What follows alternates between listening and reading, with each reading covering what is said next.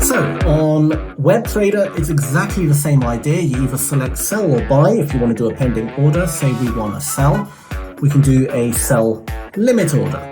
Okay, so we can do the trigger price of, let's say, you can select whatever the trigger price should be.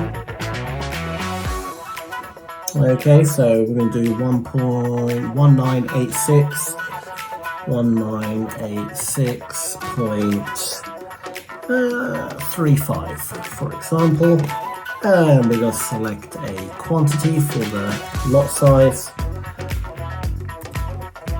place, and there it is. It's now a pending order, sell limit order at 1.35. We still got far away, but once it goes there, it will trigger us in, and it's as simple as that.